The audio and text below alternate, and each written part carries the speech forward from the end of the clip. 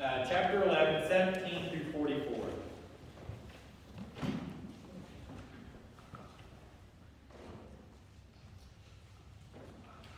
And it starts, Jesus, the resurrection, and life. When Jesus arrived, he found that Lazarus had already been in the tomb 4 days. Now Bethany was near Jerusalem, some 2 miles away, and many of the Jews had come to Martha and Mary to console them about their brother. When Martha heard about Jesus was coming, she went and met him, while Mary stayed home. Martha said to Jesus, "Lord, if you had been here, my brother would not have died. But even now I know that God will give you whatever you ask of him." Jesus said to her, "Your brother will rise again." Martha said to him, "I know that he will rise again in the resurrection on the last day." Jesus said to her, "I am the resurrection and the life. Those who believe in me, even though they die, will live. And everyone who lives and believes in me will never die. Do you believe this?" She said to him, "Yes, Lord. I believe that you are the Messiah, the Son of God, the one coming into the world." When she had said this, she went back and called her sister Mary and told her privately, "The teacher is here and is calling for you." And when she heard it, she got up quickly and went to him. Now Jesus had not come to the village, but was still at the place where Martha had met him. The Jews who were with her in the house, consoling her, saw Mary get up quickly and go out. They followed her because they thought that she was going to the tomb to weep there.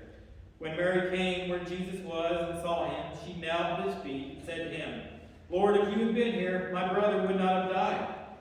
When Jesus saw her weeping and the Jews who came with her also weeping, he was greatly disturbed in the spirit, deeply moved. He said, "Where have you laid him?" They said to him, "Lord, come and see." Jesus began to weep. So the Jews said, "See how he loved him." But some of them said, "Could not he who opened the eyes of the blind man have kept this man from dying?" And then Jesus raises Lazarus to life. Then Jesus, again greatly disturbed, came to the tomb. It was a cave, and the stone was lying against it. Jesus said, "Take away the stone." Martha, the sister of the dead man, said to him, "Lord, already there is a stench because he has been here 4 days." Jesus said to her, "Did I not tell you that if you believed, you would see the glory of God?" So they took away the stone. And Jesus looked upward and said, "Father, I thank you for having heard me. I knew that you always hear me. But I have said this for the sake of the crowd standing here, so that they may believe that you sent me." When he had said this, he cried with a loud voice, "Lazarus, come out." The dead man came out, his hands and feet bound with strips of cloth, and his face wrapped in a cloth. Jesus said to them, "Unbind him and let him go." And this is the word of God for the people of God. Thanks be to God. So we're here this morning on this All Saints Sunday to celebrate the saints, right? Yeah, I said celebrate, not mourn. But I'm going to ask you a few questions about like normal. Why do we fear death? Is it maybe we worry about what we leave behind us, like we're leaving so much of our stuff behind? Or maybe it's, through the death of a friend or a loved one that we're afraid we're the ones possibly being left behind, right? What are we missing? Or maybe we'll miss the good things about that person that we really become fond of. Like, so they have great cooking, maybe we're going to miss that. Perhaps we haven't told them something special that we had in store of us. Or something, something else that we need to tell them. Like, I love you. I forgive you. You're so great. Maybe I'm sorry. If it's in that case, then I'm going to tell you maybe to take a minute this next few days or even after today's sermon, and you make that phone call or you go to their house and you visit them and you get those words out to them before it's too late.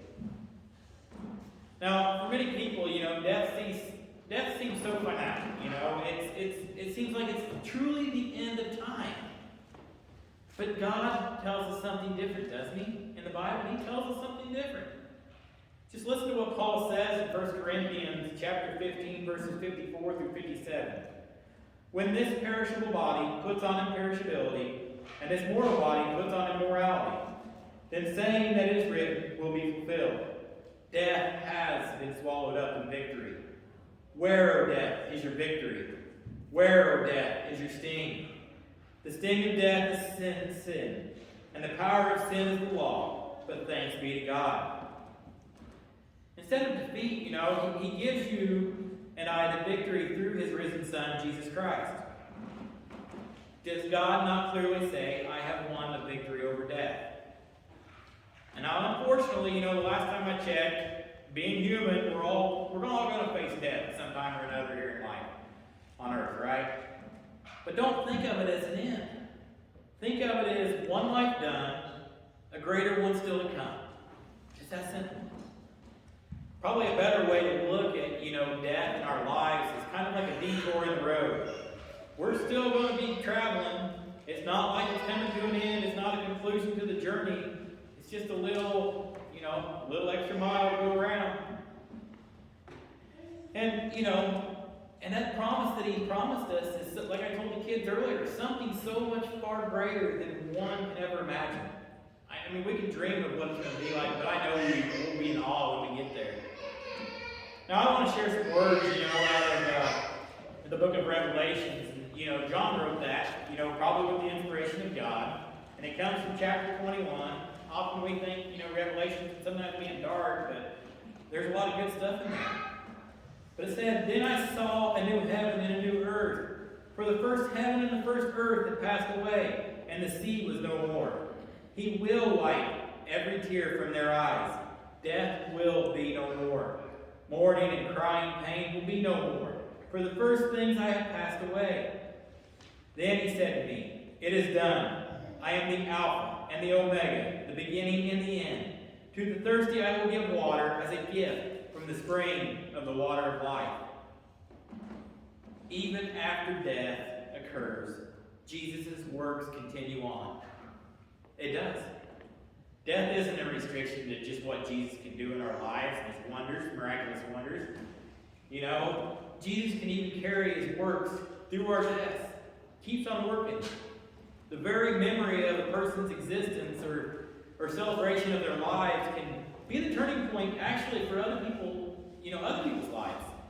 Each of us personally here on earth, we touch so many people's lives just with our presence. If we let it. It's that easy. Just in our daily activities. Now sometimes, you might have heard a story, well, somebody come to Christ at a funeral. Well, maybe the Holy Spirit doesn't stop working even after we're dead. Maybe it just changes the way he uses it after we pass. I don't know. I didn't write the book. But I'm guessing, ministry never stops, even after you die. Maybe it's something the pastor had said that day about the person and then initially sparked that interest in somebody's mind. Like, oh, they were so great at serving people and showing people God's way. Maybe that sparks the interest in your mind to be, hey, I want to know more about this. That's just how somebody dying can possibly lead others to Christ. It's in today's gospel, though, that, we get to hear the reading of Mary and Martha thinking it all really seems hopeless, right?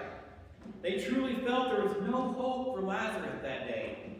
And if we talk again about what Martha said in verse 39, But Lord, said Martha, the sister of the dead man, by this time there was a bad odor, for he has been in there 4 days.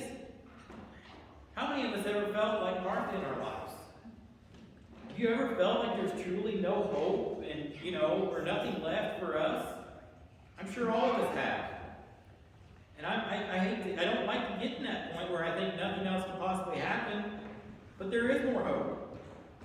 But I also want to invite you, to think about those moments, reflect on those situations in your life, and then think about what the gospel today tells us. Now, what today's gospel reading is trying to tell us that we will face times like this, but it encourages us, when faced with situations like this, that we should allow Jesus to do the miracles in his ways and in his time. To just kind of take the back seat, sit down, and allow the Spirit to create something better for us in our very own lives. It's kind of just like that. We let him take the wheel, not us. But for so many people, death spells the end, like final. End the book. Close the book. However, though, as Christians, as you and I think all of us are probably Christians, there's still good news to come. Death is not the end. It's just merely like that pothole driving down the road or walking down the road that, you might hit it. It's just kind of a bump. Keep on going. We're promised eternity, right? It's because Jesus had made that possible for us to continue on even after death. To be able to treat death as just an interval in our life and just one more stage of life. We have baby stage, we have kid stage, we have adult life, we have grandparent life, we have death. It's just one more step. And I'm sure, many of us have lost loved ones here in the past year or two. Especially, with COVID going on and everything else, there's been a lot of deaths. We've read about a lot of deaths, heard of a lot of deaths. And I'm guessing maybe some of these people were initial cornerstones to the beginning of your faith, that helped bring you closer, that helped you explore the Christian faith, or helped nurture you in Christian faith, or was walking beside you, or encouraging you, They were part of your faith journey. But there's two things I want you to stop. Instead of mourning over them, I want you to think about these two things. I want to think about your relation with those people. And the first one would be, thank God that he placed them in your life. Not that he took them, but that he placed you in his life. Thank God for how they took the time out of their own lives to share the faith with others. It wasn't only you that they were sharing faith with. They shared it with others too. If they shared it with one person, they shared it with many. That's how they work. But they also taught you how to help be a follower of Christ. The second one to remember would be, you will meet up with them again as a Christian, right? Hold on to the fact that all Christians will join together in heaven in the end. We get to walk with Jesus. We get to walk with those others as Christians. There's even a song when we all get to heaven. I'm not saying it, and I'm not, but I just thought of this morning when I was reading back to this. I'm like, when we all get to heaven, think of that song. That's a great song. Just remember, we have something greater after our lives here on earth. And now this story I want to share with you before we close, this week was contributed back in the Reader's Digest in '96 by Ross Sands, Jr. And why I read it, I want you to relate to it, your Christian life, your relationship to God with, how this story goes. One day there's a boy, he had a cat. Well, cat got ran over by a car, right? Well, his mother quickly disposed of the cat, before the little boy could see it. He was only 4 years old. A little 4-year-old doesn't need to know about a dead cat, right? After a few days, though, Billy was missing the cat. And, well, he finally asked Mom about the cat. Well, Billy, the cat died, his mother explained. But it's all right. It's all right because he's up in heaven now with God.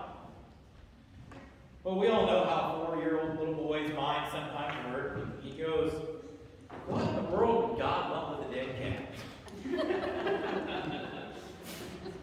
It's about the 5th time I've read that story this week, and I still chuckle at myself. It's kind of funny. But when a Christian dies, it's not the end.